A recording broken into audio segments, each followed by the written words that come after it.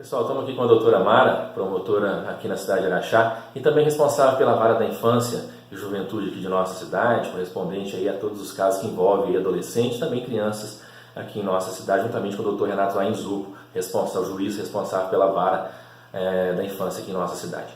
E nós vamos repercutir um pouquinho mais esse caso sobre essa tragédia, né, que aconteceu com a criança Vitória em nossa cidade, de 2 anos, que foi morta após ser espancada e tudo mais. E a doutora Mara vai falar um pouquinho para a gente sobre isso. Doutora, como que o conselho, digamos, o conselho da criança, a promotoria, os órgãos, né, aqui da nossa cidade, recebeu essa informação da morte dessa criança aqui em nossa cidade? Bom, Tardelli, primeiro cumprimentar todos os internautas, os ouvintes. Na verdade, esse é um caso que chegou para o Conselho Tutelar e para a Justiça da Infância e Adolescência de Araxá em julho de 2017. Naquela época, o Conselho Tutelar já acionou o Ministério Público, informando que essa família passava por dificuldade de relacionamento, principalmente entre a mãe e uma adolescente. Era uma relação bastante conflituosa e uma família adoecida também pelo uso de álcool. Seria a Amanda, né? Isso, irmã da criança que veio a óbito.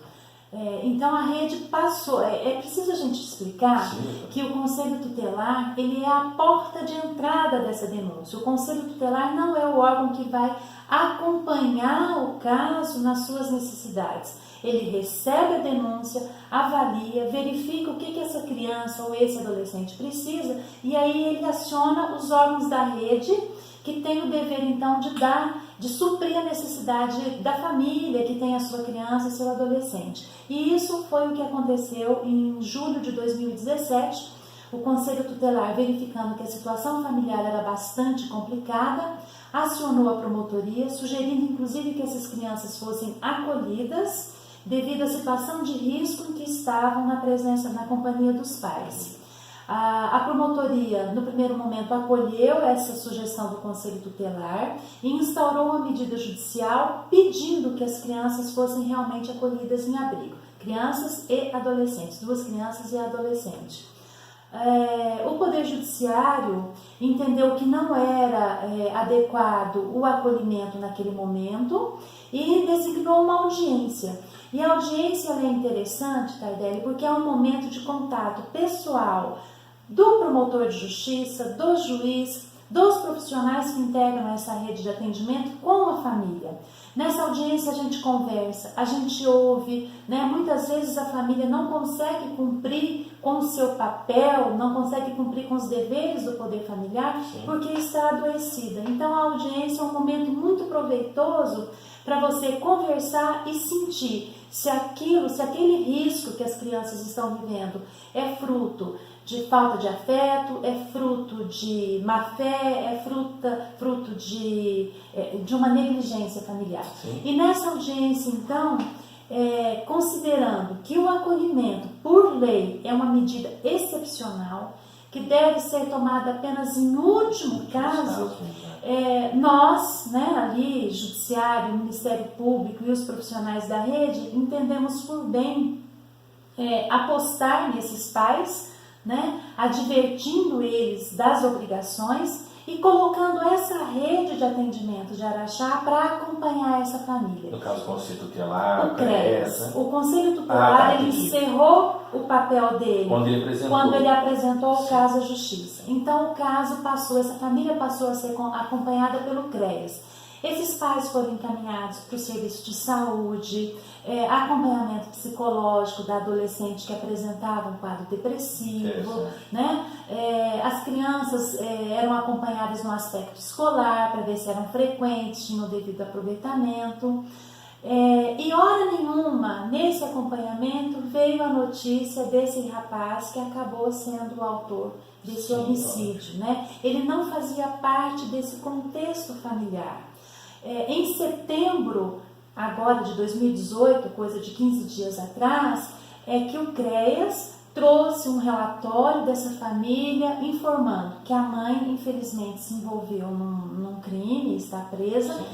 As 2 crianças, né, a Vitória e seu irmão, permaneceram sob a guarda do pai. esse pai vinha conseguindo cumprir o seu papel de pai.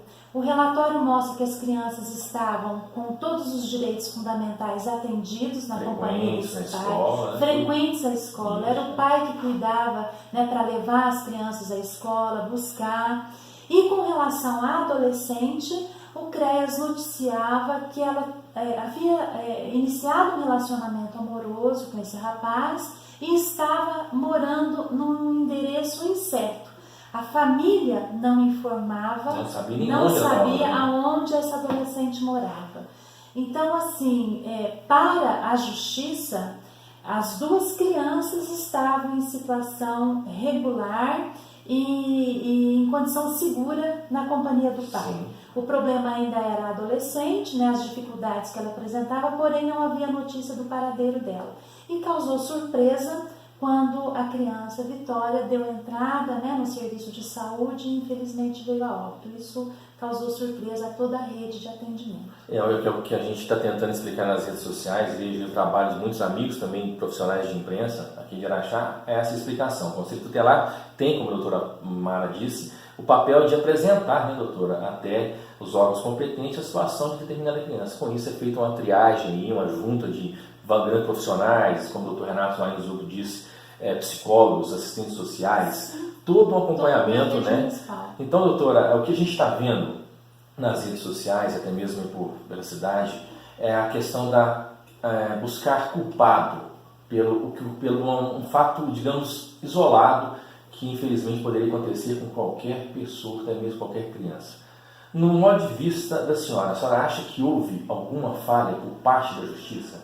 Olha, primeiro é importante a gente falar que é bem-vinda a crítica do cidadão. Ele tem realmente que fiscalizar o funcionamento dessa rede de proteção e cobrar, denunciar, caso ele entenda que o serviço não venha funcionando adequadamente. Essa comoção que toda a sociedade sentiu agora, né, com esse episódio, tenho uma certeza de que a rede de proteção à infância e adolescência em Araxá hoje também está muito triste. Para nós que trabalhamos em vários casos diuturnamente, é motivo assim, de muita tristeza saber que uma criança teve um destino como esse da pequena Vitória. Então nós estamos muito abalados com essa notícia hoje. Mas eu acho que procurar culpados não é o melhor caminho.